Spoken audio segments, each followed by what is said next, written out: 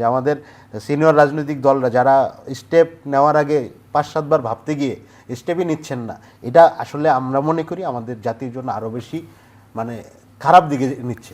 আব্দুল্লাহ আল আমিন, এই যে আমরা একটা ভীত স্বতন্ত্র অবস্থার কথা বলছি না, যে রাস্তায় নামার আগে ভয় পাই বা প্রতিবাদ করার আগে ভয় পাই, যেটি এম আব্দুল্লাহ বললেন, এই জায়গা থেকে আমাদের রিকভারি পরে কিভাবে হবে? যদি এইভাবে চলতে থাকে আস্তে আস্তে তো আমরা অবনতির দিকেই যাচ্ছি।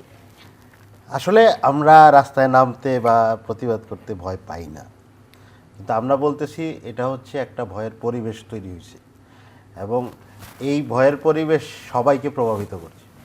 এবং ৫ আগস্টের পরে আসলে আমরা কিন্তু মানে ওয়ান কাইন্ড অফ আমরা ওই ম্যাসাকার দেখার পরে আমাদের জেনারেশনও ওয়ান কাইন্ড অফ আমরা কিছুটা ট্রমাটাইজড।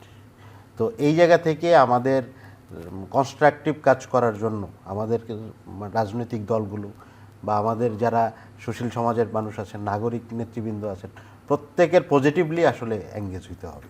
কারণ যারা এই ধরনের অপকর্ম করতেছে তার অবশ্যই বিচার হতে হবে, কিন্তু সে তো আমার দেশের মানুষ, সে কেন করতেছে এই জিনিসটাও নিয়েও কাজ করতে হবে। কারণ এই মোটিভগুলো তো বাজে মোটিভ, এগুলো তো আস্তে আস্তে আমাদের রাজনীতিকে আরও খারাপ দিকে নেবে।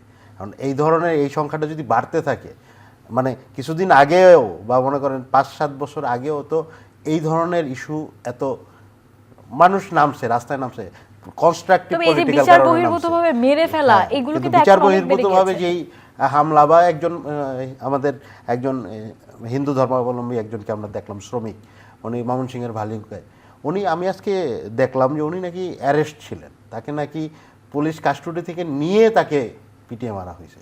আমি শিওর না, আমি একটা নিউজে দেখলাম যে ভিডিওটি আমরা দেখেছি, আসলে এটা কিন্তু দেখার মতো না, এবং ব্লাসফেমির তো আইন আছে অবশ্যই। সেটি আইনের হাতে একটা সোপর্দ না মানুষ করে যদি জনগণ অপরাধ কেন? করে তাকে অবশ্যই আইনের হাতে সোপর্দ করতে হবে, আইনে উপযুক্ত বিচার হবে। যদি আইনে উপযুক্ত বিচার না হয়, আমরা বিচার বিভাগের কাছে ওটা দাবি করব বা আমরা প্রশাসনের কাছে দাবি করব। কিন্তু মানুষ তো আইন এভাবে হাতে তুলে, তাইলে আমরা যেই সিভিলাইজ সোসাইটি বা আমরা যেই সমাজ, যে আমরা একটা উন্নত বাংলাদেশ বা একটা নাগরিকদের মর্যাদার বাংলাদেশ তৈরির কথা বলতেছি, ওই জায়গায় তো আমরা যাইতে পারবো না। এখন এই কোশ্চেনগুলো আমাদের বারবার ডিল করতে হবে। আসলে এখান থেকে আমাদের পিছনের রাস্তা নেই। আমরা যদি এখন সাহস না দেখাই, আমরা যদি মানে ওই যে যেটা বললাম যে আমাদের সিনিয়র রাজনৈতিক দলরা যারা স্টেপ নেওয়ার আগে ৫-৭ বার ভাবতে গিয়ে স্টেপই নিচ্ছেন না, এটা আসলে আমরা মনে করি আমাদের জাতির জন্য আরও বেশি মানে খারাপ দিকে নিচ্ছে। স্টেপ নিতে হবে, পজিটিভ স্টেপ নিতে হবে।